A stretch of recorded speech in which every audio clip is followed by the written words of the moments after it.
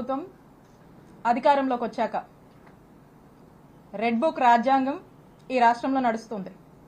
Red book రాజ్యం వెళ్తుంది. ఈ రెడ్ బుక్ రాజ్యంలో భాగంగా విడుదల రజనీని టార్గెట్ చేస్తుంది. ఈ 10 నెలల కాలంలో మనం చూస్తున్నట్టయితే వరుసగా ఏదో ఒక హ్యూమిలియేషన్, ఏదో ఒక పుట్టుడు కేసులు, పెట్టుడు కేసులు, ఏదో విధంగా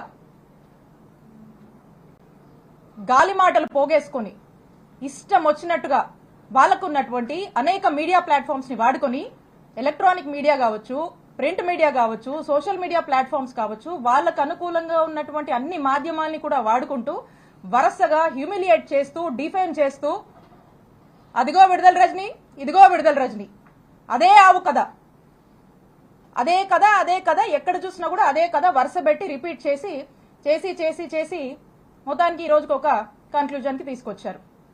అది ఈరోజు చూసినట్టయితే నా మీద ఏసీబీ కేసు కట్టారు. ఏంటి ఈ ఏసీబీ కేసు? అసలు ఈ కేసు గురించి మనం మాట్లాడితే, ఈ కేసుకి సంబంధించి ఎవరైతే కంప్లైంట్ ఇచ్చారో, ఈ కంప్లైంట్ ఇచ్చిన వాళ్ళని నేను ఏ రోజు చూడలేదు. ఈ కంప్లైంట్ ఇచ్చిన వాళ్ళు నన్ను ఏ రోజు కలవలేదు, నేను వాళ్ళని ఏ రోజు కలవలేదు. ఈ కంప్లైంట్ ఇచ్చిన వాళ్ళతో నేను ఎప్పుడు మాట్లాడలేదు. ఈ కంప్లైంట్ ఇచ్చిన వాళ్ళకి నాకు అసలుకి నో గివ్ అండ్ టేక్, ఏ మాత్రం కూడా వీళ్ళతో నాకు సంబంధం లేదు. వీళ్ళు అల్లినటువంటి కట్టు కథకు నాకు ఎటువంటి సంబంధం లేదు. అయినప్పటికీ కూడా ఒక కట్టు కథ అల్లి ఈ ఓరల్ బేస్డ్ ఆధారాలని బేస్ చేసుకుని ఈ రోజున ఏసీబీ కేసు నమోదు చేశారు. నేను మళ్ళా స్పష్టం చేస్తా ఉన్నాను, వీళ్ళెవరో ఏంటో, వీళ్ళ వేరబౌట్స్, వీళ్ళ బిజినెస్ ఏది కూడా నాకు తెలీదు, నాకు సంబంధం లేదు. ఈ కేసుకి నాకు ఎటువంటి సంబంధం లేదు.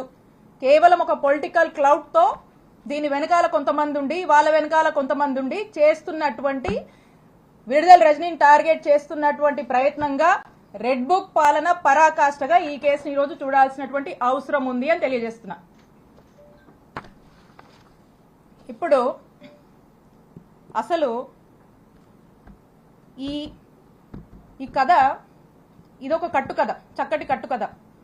ఈ కథలోకి వెళ్తే అసలు ఎందుకు వీళ్ళు ఇలా చేస్తున్నారు, ఎందుకు ఈ కేసు పెట్టాల్సి వచ్చింది, ఏంటి కారణాలని కనుక మనం చూస్తే, ఈ పెట్టినతను టీడీపీ సంబంధించినటువంటి వ్యక్తి.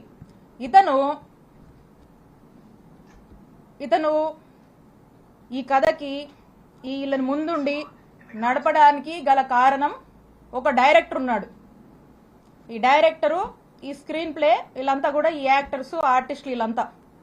ఎందుకంటే మొదటి నుంచి కూడా ఒక మార్కెటింగ్ టీంని పెట్టి, మీరు వస్తారా, విడుదల రజనీ మీద కేసు పెడతారా, కంటెంట్ మేము ఇస్తాము, మీరు జస్ట్ అక్కడికి వెళ్ళి ఆ కంప్లైంట్ ఇచ్చిరండి, మీరు వస్తారా, అధికారం మా దగ్గర ఉంది, ఏం పని కావాలో చేసి పెడతాము, విడుదల రజనీ మీద మేము ఒక నరేషన్ ఇస్తాము, ఆ నరేటివ్ తీసుకుని పలానా ఆఫీస్కి వెళ్ళి కంప్లైంట్ చెప్పండి, బయటికి రాగానే మీడియాతో మాట్లాడండి, సోషల్ మీడియాలో పెట్టండి అనేది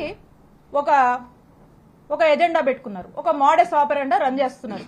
దాంట్లో భాగంగానే ఒక బిజినెస్ మ్యాన్, ఒక వ్యక్తి వెళ్ళి, ఇక్కడ ఒక డైరెక్టర్ ఉన్నాడు, ఆ డైరెక్టర్ ఎవరో కాదు, నరసరావుపేట ఎంపీ శ్రీ లావు శ్రీకృష్ణదేవరాయ గారు. Is the director. ఈ డైరెక్టర్ దగ్గరికి ఈ బిజినెస్ మ్యాన్ వెళ్తాడు. ఈ బిజినెస్ మ్యాన్ ఫ్రెండ్ అంటారు, ఈ బిజినెస్ మ్యాన్ బంధువు అంట, అదే పార్టీకి సంబంధించి, అదే వాళ్ళ వర్గానికి సంబంధించినటువంటి వ్యక్తి ఈ బిజినెస్ మ్యాన్. ఈ బిజినెస్ మ్యాన్ వెళ్ళి అతనికి ఏవో బిల్లులు కావాలి, అతనికి ఉన్నటువంటి పెనాల్టీస్ వేవ్ ఆఫ్ చేయాలి, అతను యథేచ్ఛగా వ్యాపారం చేసుకోవడానికి అతని సపోర్ట్ కావాలని అతన్ని అడిగితే, ఇతనికి డైరెక్టర్ గారు అన్నాను కదా, కృష్ణదేవరాయ గారు, ఇతనికి ఇల్లీగల్ గా ఎట్లంటే అట్లా వ్యాపారం చేసుకోవడానికి, ఇల్లీగల్ వ్యాపారం ఇష్టం వచ్చినట్టుగా చేసుకోవడానికి, ఎదురే లేకుండా వ్యాపారం చేసుకోవడానికి సహకరిస్తానని హామీ ఇస్తూ కృష్ణదేవరాయ గారు ఈ బిజినెస్ మ్యాన్ ని ఒక కోరిక కోరుతారు. ఏంటంటే, నా టార్గెట్ విడుదల రజనీ, ఈ విడుదల రజనీ మీద తన్ని డిఫేమ్ చేయాలి, తన మీద ఏదో ఒక కంప్లైంట్ పెట్టండి, తన్ని డిఫేమ్ చేద్దాము, కంప్లైంట్ పెట్టించడము, ఆ పైన ఫాలోఅప్లు వ్యవహారాలు మొత్తం నాది బాధ్యత, మీరు అలా కంప్లైంట్ పెట్టి నేను చెప్పిన ఆఫీస్కి వెళ్ళి ఇచ్చేసి మీరు ఇంట్లో కూర్చోండి మెలకుండా, నేను నడుపుతా అని చెప్పి మీ బిజినెస్లు నడిపిస్తా అని అతనికి అభయం ఇచ్చి వెనకుండి ఈ విధమైనటువంటి దారుణమైనటువంటి ఇల్లీగల్ కేసుని నా మీద, మా స్టాఫ్ మీద, మా మరిది మీద పెట్టించినటువంటి ప్రయత్నం చేశారు. అసలు ఎందుకు ఇది చేయాల్సి వచ్చింది?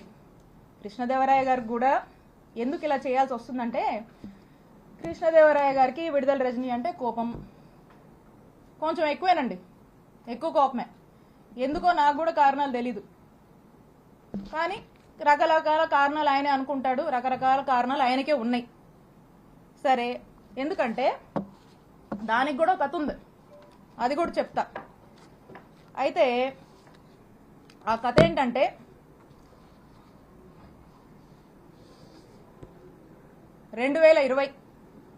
వైఎస్ఆర్ కాంగ్రెస్ పార్టీ అధికారంలో ఉంది. సెప్టెంబర్ 2 వైఎస్ఆర్ గారి వర్ధంతి. ఆ రోజున గురజాల సర్కిల్, ఆ రోజున కరెక్ట్ సంవత్సరంన్నర అయింది మేము అధికారంలోకి వచ్చినప్పుడు కృష్ణదేవరాయ గారు ఏం చేశారంటే, అతనికి ఎందుకో గానీ నా మీద ఎందుకు కోపమో ఏంటో ఆ భగవంతుడికే తెలియాలి, ఆయనకే తెలియాలి కారణాలు. అతని కోసం, అతని గ్రూప్ కోసం, అతను ఇక రకరకాలు ఉంటాయిలేండి. సరే, ఆయన ఏం చేశారంటే, ఈ గురజాల సర్కిల్లో ఉన్నటువంటి పోలీస్ స్టేషన్లో అక్కడున్నటువంటి డిఎస్పీ గారిని, అక్కడున్నటువంటి సిఐ గారిని, ఇద్దరిని కూడా మాటలు చెప్పి మా అధికారాన్ని మా మీదకే వాడి వాళ్ళని, పోలీసులను బ్రైబ్ చేసి నా మీద, నేను మాట్లాడేటువంటి ఫోన్ నంబర్ మీద, నేను వాడేటువంటి నంబర్స్ మీద, మా సిబ్బంది నంబర్స్ మీద, మా ఇంట్లో వాళ్ళ నంబర్స్ మీద ఒక 6 నుంచి 7 నంబర్ల వరకు కూడా కాల్ డేటా తీసే ప్రయత్నం చేశారు. కాల్ డేటా తీయాలంటే ఎఫ్ఐఆర్ కట్టాలి. వీటి మీద ఎఫ్ఐఆర్ కట్టి, ఈ సర్కిల్లో ఎఫ్ఐఆర్ కట్టి ఈ కాల్ డేటా తీశారు. ఇది ఈ రోజున నేను ఎందుకు చెప్తున్నానంటే, మేమిద్దరం ఒకే పార్టీలో ఉన్నాం.